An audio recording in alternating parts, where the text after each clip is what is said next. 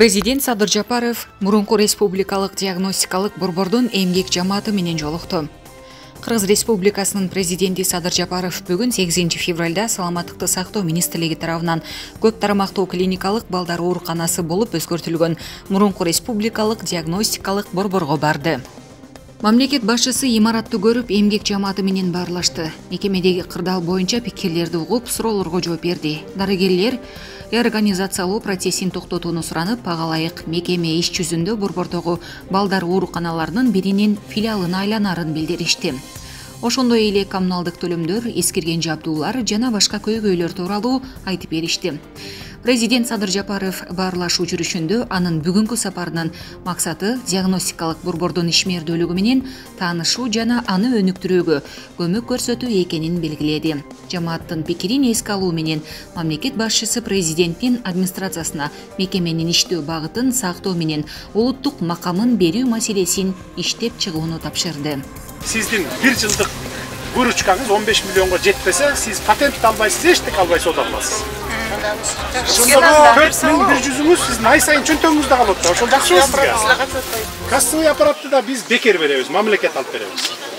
Мындай сиздерге, мисалы, алдыгы эле эмеңизге неме орнотуп аласыз. Приложение орнотуп аласыз.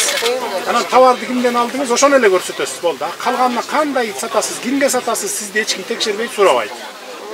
Сизге коркунуч да жок, риск да жок, ушундай да. Суроо берсе болобу? Болот. Муну товар булардык распродажный, арзан товар, а биздики кымбатыраак товар. Бирок биз оптовыйдан карыз калабыз ал товардычы. Под реализацию. А реализация кылгандан биздин товар сиз айткан баадан действительно өтүп кетет да. Биздики кымбат товар болуп атат да. 15тен ашса 30 миңге чейин 1% төлөйсүңөр. 5 эмес, 10 эмес, 1% төлөйсүңөр. 30 миллионго чыкса. А 30 миллиондон ашкандай анан налоговый кодекс менен же болбосо ошол жерде бир варианттар бар, ошол каалаган тандап алып туруп, анан ошону менен кетесиз.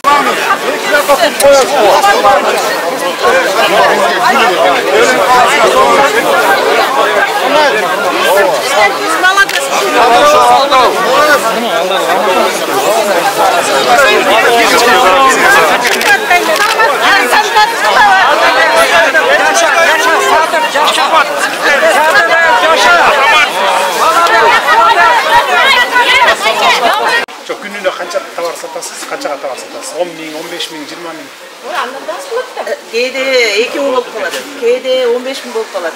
Bırak bizim iştegen işçilerimiz var. Sredyen bir 7 bin, 8 bin eken de ya, günlüğüne de. 7 bin, 8 bin keyde bolup kalады. Keyde 2 günde kaç yıl bolup kalады. Biz hazır, только жана крупный оптом саткандар товарын регистрация кылып, ошолордон налогду түшүрөбүз.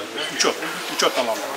Теневой экономиканы көтөрүп алдыга үстүнө чыгаралы деп атабыз да, таза сууга. Анан ошон үчүн сизден сурап атам да, мисалы. Анан бир жерде мисалы 2100дөн ай сайын төлөп атасыз патентке. 8 миллионго жетпейт экен оборотуңуз. Выручкаңыз. Жетпегенден кийин бекер сатыңыз да, эмнеге патентке төлөйсүз? Сизге рахмат. Эч ким мондай сууга басып келбейт. Биз 10 саат туруп иштейбиз Азиз Нургожоевич. Туурабы? Анан кийин эми мындай айтканда сизге рахмат. Бизди ушу патентте калтырсаңыз, эдинный налог менен калалы, элдин көйгөйү эле ошол 70-80 миң киши биз сиз менен себептегенде жардам берип атабыз. Бир адам эч нерсе кыла албайт. Анан кийин биз дагы ошо сизге берген жардамыбыз ушул болсун. Элдин баардыгы эле ыраазы. Кечеги ошо эдинный налогко калгандан бери Жордойдун элдин баардыгы ушунча киши сизди колдоп атат. Биз сизге Kança patentke kança төлөйсүз айына? Патентке 1450. 1450. Ana soodаңыз канча болот бир айда мисалы? Ошондо азыр кассовый аппараттын түшүнбөй атам. Ошондо кандай биз койдук дейли. Ошондо кандай кылабыз? Сен кассовый аппарат койбойсуң. Сен приложение телефондан алып аласың да, уш жерде электронду эле басып коесуң. Кимге канча саттың? 500 сомго саттың, 300 сомго саттың, чекти электронду жүйө бересиң. Налоговый чөйрөт болду. А сен 8 миллионго чейин жетпесе товар аласың. Бир тыйын төлөбөйсүң. Патент аласың, бекер сатасың. Сен чөнтөгүңдө. Сен телефонуңа гана бересиң. А кассовый аппаратты крупный жанагы соода борборлору коет. Никто аларга мамлекет беребиз. Бекер. А сен телефонуң бар да ар кимде. Приложение качать этесиң, интернет сатасың. И долго налоговый менен прямой байланышып сата бересиң. Только кимден оптом алганыңды гана көргөзүп коесуң. Канчадан киргизип коесуң. Ошо Дордойдон бар кимден алганын көргөзөсүң. Ошого макулсуңбу сен? Сага биз мүмкүнчүлүк берип атабыз да, аябай жеңилдик берип атабыз. Сен бекер иштеп атабыз. Патент алба деп атабыз, налог төлөбөй эле кой деп атабыз. Андай Макулсуң да ошого. бактын болот деп анда бекер болот да, конечно. Түшүндүрүү иштерин жүргүзүп кабинет. Истилер кабинет.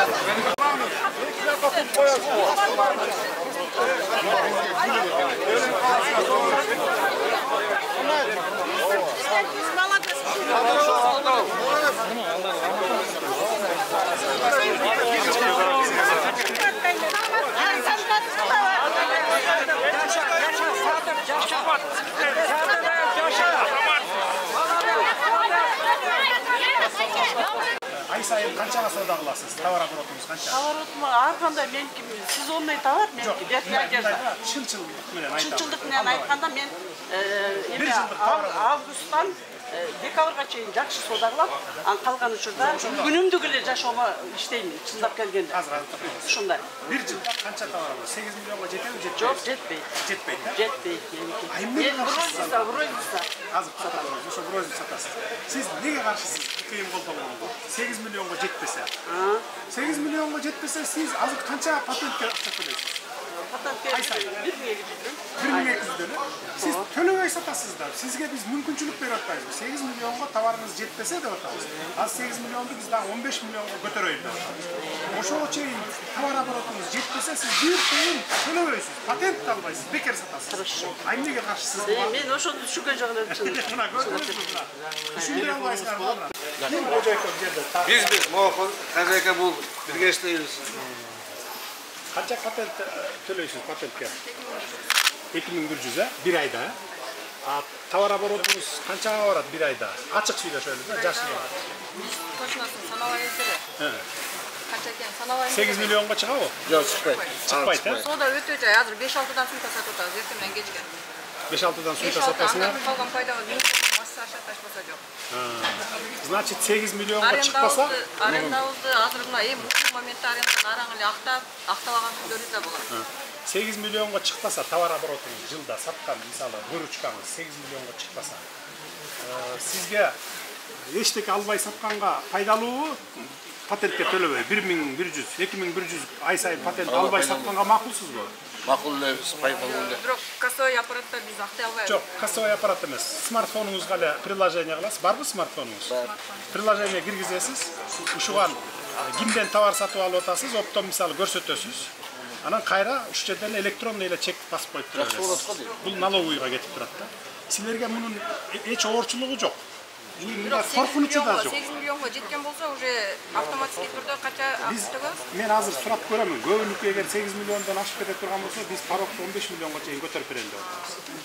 Анан 15 миллиондон аша турган болсо, 30 миллионго чейин 1% төлөйсүз. Yaxşı olur. 1%, 5 эмес, 10 эмес. 30 миллиондон ашса, налоговый кодекс менен төлөйсүздөр да. Түшүндүрүү жумуш алып барса эле элдин баарын түшүнчүдөй. Бизде 80% сатылган жойш. В основном 8 миллионго жетпейт. Особенно 80%. Вот тем более мына. Жетпейт 80% бизче. силер налог төлөбөй иштейт экенсиңер да, ошондо патент албай иштейсиңер. Биз тек гана жана оптом поставка кылгандардан ошондо налогун төлөп турсалар, ошондо силер төлөөчү налогду алардыкы жабат да. Алардыкы жабат.